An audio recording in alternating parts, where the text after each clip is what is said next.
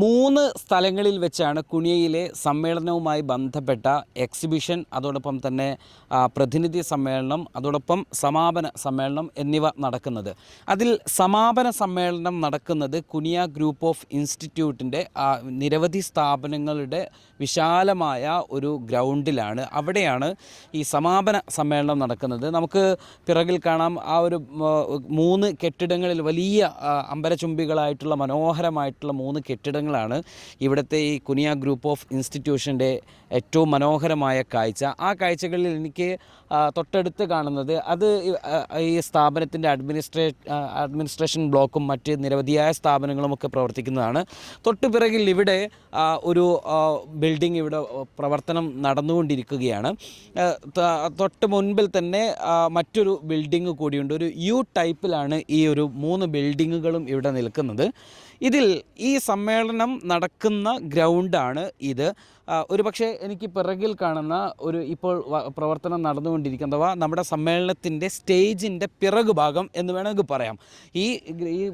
ഈ ഒരു ബിൽഡിങ്ങിനും കുറച്ച് ഒരു 100 മീറ്റർ മാറിയാണ് നമ്മുടെ സ്റ്റേജ് ഉണ്ടാവുക. ആ 100 മീറ്ററിൻ്റെ ഈ കെട്ടിടവും സ്റ്റേജിൻ്റെയും ഇടയിലുള്ളൊരു 100 മീറ്ററോളം ഉണ്ട്. ആ 100 മീറ്ററോളം സ്ഥലം എന്ന് പറയുന്നത് VIP പാർക്കിംഗ് ആയിരിക്കും. അഥവാ സമ്മേളന വേദിയിലേക്ക് എത്തുന്ന VIP-കളുടെ വാഹന പാർക്കിങ്ങും മറ്റുമായിരിക്കും ഇവിടെ ഉണ്ടാവുക. ഇനി ആ സമ്മേളനം നടക്കുന്ന സമാപന സമ്മേളനം നടക്കുന്ന ഫെബ്രുവരി 8-ാം തീയതി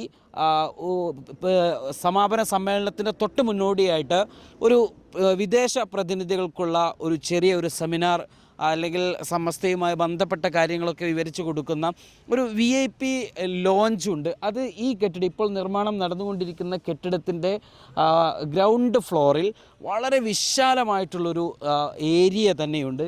ഈ ഒരു 10-50 ദിവസത്തിനകം തന്നെ ഇതിൻ്റെ പ്രവർത്തനങ്ങളൊക്കെ ഏകദേശം പൂർത്തീകരിച്ച് അവിടെ ഒരു VIP ലോഞ്ച് വിദേശ അഥവാ അറബ് അതോടൊപ്പം തന്നെ ഇംഗ്ലീഷ് പ്രതിനിധികളൊക്കെ പങ്കെടുക്കുകയാണെങ്കിൽ അവരുടെയൊക്കെ പ്രതിനിധികൾക്ക് സമസ്തയെക്കുറിച്ച് അറിയാനും മനസ്സിലാക്കുവാനും ഒക്കെയുള്ള വിശാലമായിട്ടുള്ളൊരു ഏരിയയാണ്. മറ്റ് വിവരങ്ങൾ എന്തൊക്കെയാണ് എന്നത് സംബന്ധിച്ച് നമുക്ക് കൂടുതൽ അറിയുന്നത് ഇതുമായി ബന്ധപ്പെട്ട് കുനിയയിൽ നമ്മുടെ എല്ലാ പ്രവർത്തനങ്ങൾക്കും നേതൃത്വം കൊടുത്തുകൊണ്ടിരിക്കുന്ന ഇബ്രാഹിം ഹാജി കുനിയയാണ്. ഹാജിക്കയ്ക്ക് കുറച്ചുകൂടി കാര്യങ്ങൾ പറയാൻ കഴിയും. ഹാജിക്ക, നമ്മളിപ്പോൾ ഇവിടെ ഈ സമ്മേളനത്തിൻ്റെ കാര്യങ്ങൾ പറഞ്ഞു, ഇവിടെ നമ്മൾ പാർക്കിങ്ങും പറഞ്ഞു. ഇനി ഈ ഗ്രൗണ്ടിൽ ബാക്കി കാര്യങ്ങൾ എന്തൊക്കെയാണ്? ബാക്കി കാര്യങ്ങൾ എന്ന് വെച്ച് കഴിഞ്ഞാൽ പിന്നെ ഉള്ളത് ആ ബിൽഡിങ്ങിൽ നമ്മൾക്ക് അതിഥികൾക്ക് വന്നു കഴിഞ്ഞാൽ ഇരിക്കാനുള്ള സൗകര്യങ്ങളുണ്ട് അവിടുത്തെ ആ ബിൽഡിങ്ങിൻ്റെ ഗ്രൗണ്ട് ഫ്ലോറിൽ. എന്ന് വെച്ചാൽ നമ്മുടെ സമ്മേളന നമുക്കൊന്ന് നടക്കാം. നമ്മൾ ഈ കാണുന്ന ബിൽഡിംഗ് ഞാൻ പറഞ്ഞു, അഡ്മിനിസ്ട്രേറ്റീവ് ബ്ലോക്ക്, തൊട്ട് പിറകിൽ മറ്റൊരു ബ്ലോക്ക്, അതിന് തൊട്ട് സൈഡിലായിട്ട് കാണുന്ന കെട്ടിടം. ആ കെട്ടിടത്തിലായിരിക്കും സമ്മേളന അതിഥികൾ സ്റ്റേജിലേക്ക് കയറുന്നതിന് മുൻപ് അവർ വന്നിരിക്കുകയും ഡിസ്കഷൻ നടക്കുകയൊക്കെ ചെയ്യുന്നില്ല. അതന്നെ. അപ്പം ഈ ഏരിയ പാർക്കിംഗ് ആയിട്ട്, ഈ ഏരിയ VIP പാർക്കിംഗ് ആയിട്ട് മാറും. VIP പാർക്കിംഗ് ആയിട്ട്. നമ്മുടെ സ്റ്റേജ് എവിടെ ഇട്ടായിരിക്കും വരിക? സ്റ്റേജ് ഈ കുബ്ബൻ്റെ നേരെ ബാക്ക് സൈഡിലായിട്ട് അതുമായിട്ട് വരും. എന്ന് വെച്ചാൽ ഈ ഒരു ഹൈവേയുടെ അടുത്ത് നിന്ന് ഈ ഒരു സ്റ്റേജിലേക്ക് എത്ര ദൂരം കാണും, എത്ര മീറ്റർ ഉണ്ടാകും ഏകദേശം? നിങ്ങളുടെ ഒരു 800-850 മീറ്റർ വരും. 850 മീറ്റർ വരും എന്ന് വെച്ചാൽ 1 കിലോമീറ്ററിനടുത്തുള്ള സ്ഥലം. അത്രയും സ്ഥലം ഇവിടെ തന്നെയുണ്ട്. അപ്പം വിശാലമാണ്, നമുക്ക് കൃത്യമാണ് 1 കിലോമീറ്റർ ദൂരം നമ്മുടെ ഈ ഒരു സമ്മേളന വേദി ഉണ്ട് എന്നാണ് നമുക്ക് മനസ്സിലാക്കുക. എന്ന് വെച്ചാൽ 850 മീറ്റർ ആജിക്ക നമുക്കൊന്ന് സമ്മേളന സ്റ്റേജ് നിൽക്കുന്ന സ്ഥലത്തേക്ക് നമുക്ക് എങ്ങനെ നടക്കാം? ഏകദേശം 1 കിലോമീറ്റർ ദൂരം 850 മീറ്റർ ഉണ്ട് എന്നാണ് പറയുന്നത്. ആ 850 മീറ്ററിനുള്ളിലായിരിക്കും നമ്മൾ പ്രതിനിധികളൊക്കെ ഇരിക്കേണ്ടത്. സമ്മേളനത്തിന് എത്തുന്ന പ്രവർത്തകന്മാർ ഇരിക്കുന്ന സ്ഥലം അതാണ്. നമ്മുടെ സ്റ്റേജ് എത്ര മീറ്ററുകൾ ഉണ്ടാകുന്നതാണ്? സ്റ്റേജിൻ്റെ മീറ്റർ പറയാൻ പറ്റത്തില്ല. അതെ, ഇപ്പോൾ അത് നമുക്ക് അതൊരു ഇരിക്കാൻ പറ്റിയ സ്റ്റേജാണ്. ഏകദേശം ഒരു 800 പ്രതിനിധികൾക്ക് ഇരിക്കാൻ പറ്റിയ സ്റ്റേജാണ് ഉണ്ടാക്കാനുള്ള ഉദ്ദേശം ഉള്ളത്. ഏകദേശം ഒരു 500, 600, 700, 800 വരെയൊക്കെ ആവുന്ന തരത്തിലുള്ള ഒരു സ്റ്റേജാണ് എന്നാണ്. നമുക്കവിടെ നിർമ്മാണ പ്രവർത്തനങ്ങൾക്ക് വളരെ തകൃതിയായിട്ട് നടന്നുകൊണ്ടിരിക്കുകയാണ്. ഇവിടെ മണ്ണിട്ട് നികത്തിക്കൊണ്ടിരിക്കുന്ന പ്രവർത്തനങ്ങൾ. ഒരു കുബ്ബ കാണുന്നുണ്ടോ നിങ്ങൾ? ആ ഒരു കുബ്ബ കാണുന്നുണ്ട്. ആ കുബ്ബയുടെ തൊട്ടപ്പുറം അഥവാ നമുക്ക് അവിടേക്ക് തന്നെ പോവാം. ആ കുബ്ബയുടെ തൊട്ടപ്പുറത്ത് നിന്നാണ് നമ്മുടെ സ്റ്റേജ് ആരംഭിക്കുന്നത്. അവിടെ കുറച്ച് മരങ്ങൾ കാര്യങ്ങളൊക്കെ ഉണ്ട്. അതൊക്കെ മുറിച്ച് മാറ്റപ്പെട്ടുകൊണ്ടായിരിക്കും ഈ ഒരു സംവിധാനം ഇവിടെ സംവിധാനിക്കുക എന്നതാണ്. അപ്പോൾ സ്റ്റേജ് എത്ര വരും എന്നതൊക്കെ നമുക്ക് പരമാവധി കാണിക്കാൻ പറ്റുന്ന പോലെ നമുക്ക് കാണിക്കാനും പറ്റും.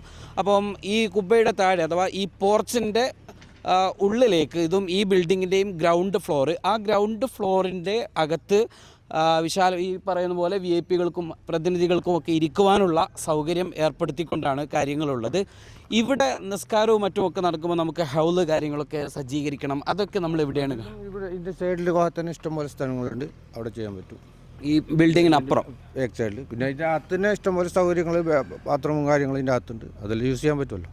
അതെല്ലാം അത് മതിയാവുമോ? കുറേ ലക്ഷക്കണക്കിന് ആളുകൾ വരുന്ന സമയം അത് പിന്നെ ഇവരെ ഇതെന്താണെന്ന് ഇപ്പം ശരിക്കും അറിയണമെങ്കിൽ ഇതിൻ്റെ എഞ്ചിനീയർ ചോദിച്ചാലേ അത് ശരിയായിട്ട് പറയാൻ പറ്റുള്ളൂ. ഇവരെ ഇതെന്താണ് ഒരു പ്ലാൻ എന്നാണ് നമുക്കതിന് ശരിക്കും ഒരു ഇതുവരെ പുറത്തിറങ്ങിയിട്ടല്ലോ ഇത്. ഏതായാലും ഒരുപാട് കാര്യങ്ങളിൽ നമുക്ക് ഇനിയും ഒരുപാട് വ്യക്തതകളും അതോടൊപ്പം തന്നെ നമുക്ക് വരേണ്ടതുണ്ട്. അതൊക്കെ ഡിസൈനൊക്കെ ഫൈനലായിട്ട് വരുന്ന സമയത്തായിരിക്കും അത് നമുക്ക് പറയാൻ പറ്റുക. ഇപ്പോൾ നമ്മൾ പറയുന്നത് ഇതിൻ്റെ പ്രാഥമികമായിട്ടുള്ള കാര്യങ്ങളാണെന്ന് വെച്ചാൽ ഇവിടെ എന്തായിരിക്കും, എങ്ങനെയായിരിക്കും വരിക എന്നത് സംബന്ധിച്ച് നേരത്തെ വിലയിരുത്തിയ കാര്യങ്ങളാണ്. അത് ഡിസൈൻ ചെയ്ത് വരുന്ന സമയത്താണ് നമുക്കതിൻ്റെ പൂർണ്ണതയിലേക്ക് കാര്യങ്ങൾ എത്തുക എന്നുള്ളതാണ്. ഞാനിപ്പോൾ നിൽക്കുന്ന ഈ ഒരു സ്ഥലം ഏകദേശം ഈ പോർച്ച് അവസാനിക്കുന്ന സ്ഥലം ഏകദേശം ഇവിടെയായിരിക്കും നമ്മുടെ സ്റ്റേജിൻ്റെ ബാക്ക് ഭാഗം ആരംഭിക്കുക. യെസ് ഒരു റോയിൽ എനിക്ക് തോന്നുന്നു 60 ആളോ,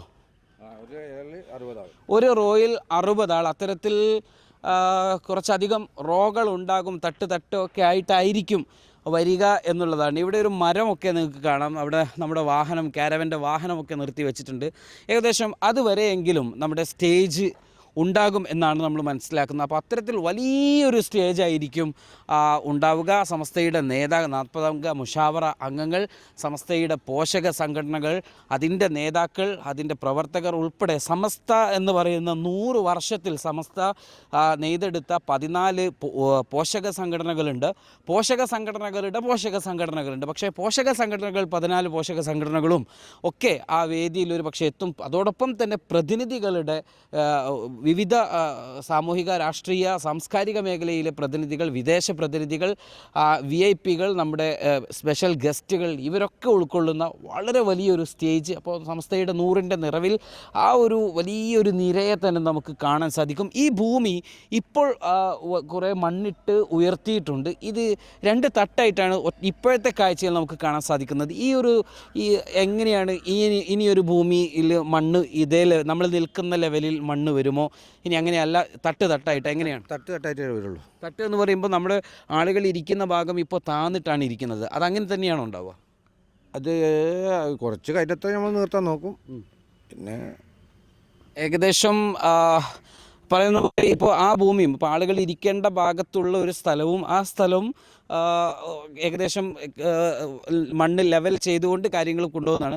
ഇപ്പോൾ നമ്മൾ ഏറ്റവും കൂടുതൽ ഇപ്പോൾ പാർക്കിംഗ് ആയിരിക്കും. ലക്ഷോപലക്ഷം ആളുകൾ എത്തുന്ന സമയത്ത് ആയിരക്കണക്കിന് വണ്ടികൾ ഉണ്ടാകും.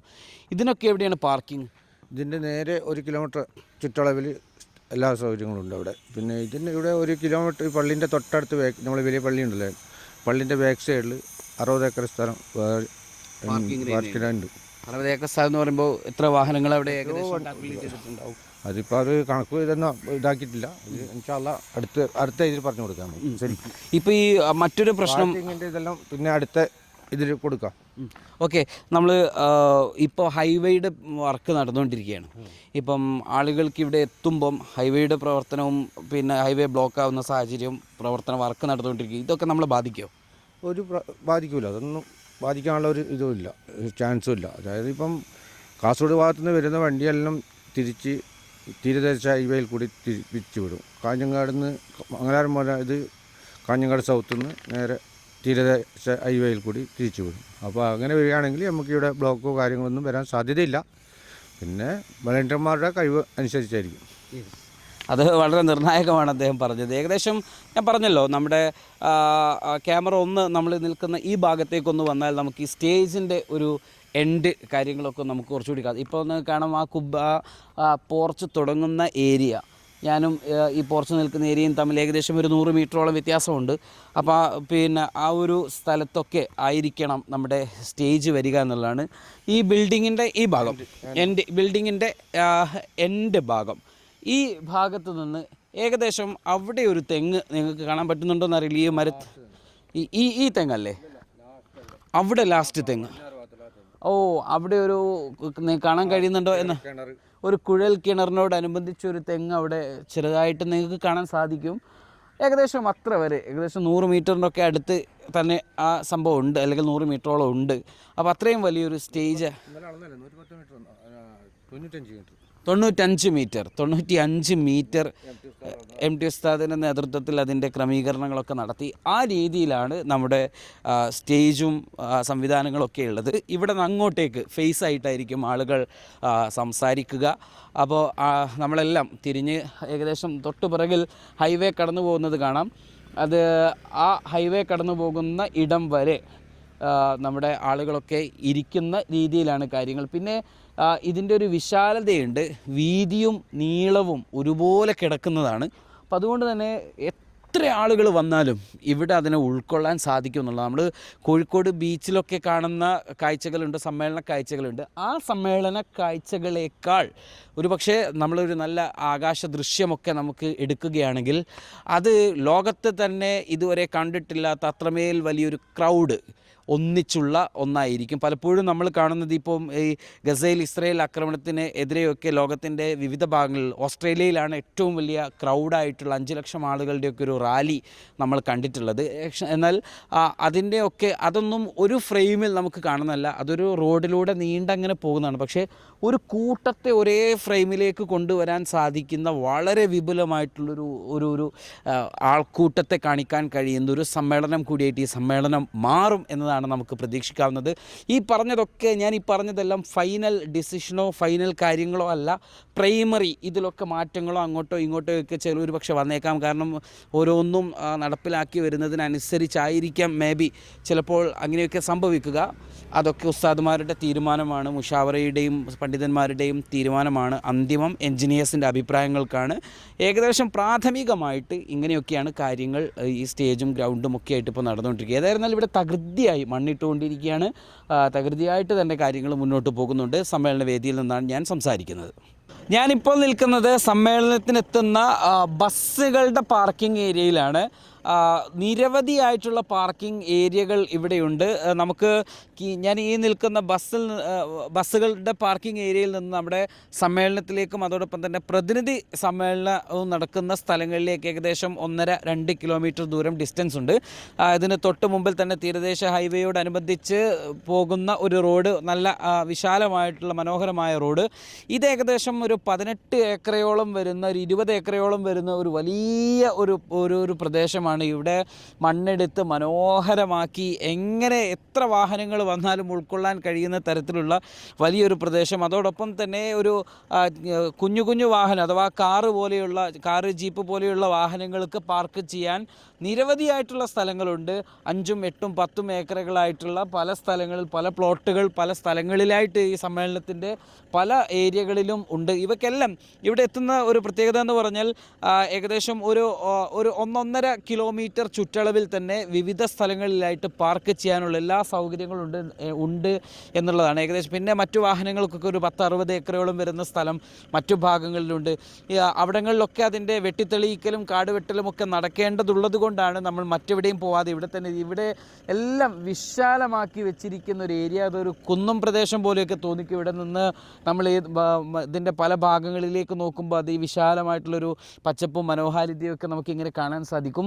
ഇതൊരു തട്ടാണ്, അത് 2 വഴികൾ താഴെയുള്ള പ്ലോട്ടിലേക്ക് ഇറങ്ങാനുള്ള റോഡുണ്ട്. അവിടെയും കുറച്ച് മരങ്ങളും കാര്യങ്ങളൊക്കെ ഉണ്ട്. പക്ഷേ എന്നാലും വിശാലമായിട്ട് ഇതിങ്ങനെ പരന്ന് കിടക്കുകയാണ്. എനിക്ക് തോന്നുന്നത് ഒരു വലിയ സ്റ്റേഡിയത്തിൻ്റെ ഒക്കെ ഇരട്ടി വലിപ്പം ഇതിനകത്ത് ഈ ഒരു പ്ലോട്ടിനുണ്ടെന്നുള്ളതാണ്. ഹാജിക്ക് ഇവിടെ 18 ഏക്കർ സ്ഥലം വരുന്നു അല്ലേ?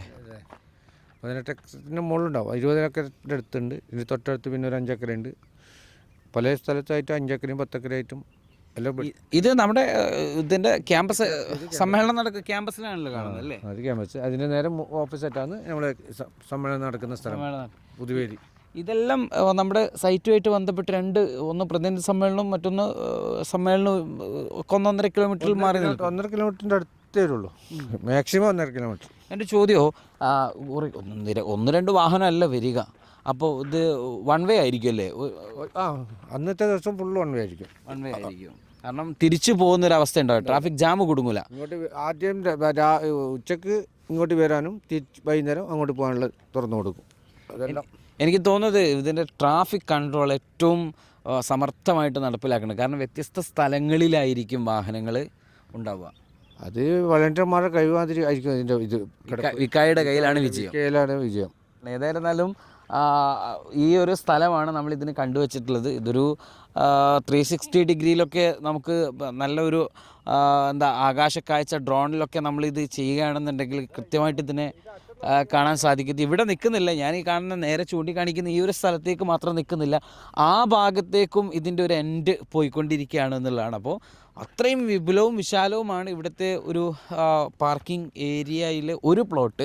അങ്ങനെ നിരവധിയായിട്ടുള്ള ഏകദേശം എനിക്ക് തോന്നുന്നൊരു 1000-2000 ഒക്കെ വാഹനങ്ങൾ ഇവിടെ പാർക്ക് ചെയ്യാൻ സാധിക്കുമെന്നാണ് എനിക്ക് തോന്നുന്നത്. ബസ്സുകളുടെ കാര്യം എത്ര വരും എന്നതൊക്കെ കൃത്യമായിട്ട് കണക്ക് എൻജിനീയേഴ്സിനോട് തന്നെ ചോദിക്കണം. പക്ഷേ പ്രയാസമുണ്ടാകില്ല എന്നാണ് മനസ്സിലായത്. പിന്നെ കാറുകൾ, അങ്ങനെ ചെറിയ വാഹനങ്ങളുണ്ട്. അതിന് 10-20 സ്ഥലങ്ങൾ തന്നെ മറ്റ് ഏരിയകളിലായിട്ടുണ്ട്. പിന്നെ റോഡിൻ്റെ ഹൈവേയുടെ ഭാഗത്ത് നിർത്തി ഇടുന്ന വാഹനങ്ങൾ വേറെയുണ്ട്. അങ്ങനെ ഇത് പാർക്കിങ്ങിന് വേണ്ടി തന്നെ വ്യത്യസ്തമായിട്ടുള്ള സ്ഥലങ്ങളുണ്ട്. എവിടെ വെച്ചാലും ആർക്ക് വെച്ചാലും ഏകദേശം 1-1.5 കിലോമീറ്റർ ചുറ്റളവിലാണ് ഈ ക്യാമ്പും ഈ സമ്മേളനവും നടക്കുന്നത് എന്നതുകൊണ്ട് തന്നെ ആർക്കും പ്രയാസമില്ലാത്ത രീതിയിൽ കടന്നു പോകാൻ സാധിക്കുന്ന ഒന്നായിരിക്കും ഈ സമ്മേളന സ്ഥലങ്ങൾ എന്നാണ് നമുക്ക് പറയാൻ കഴിയുക.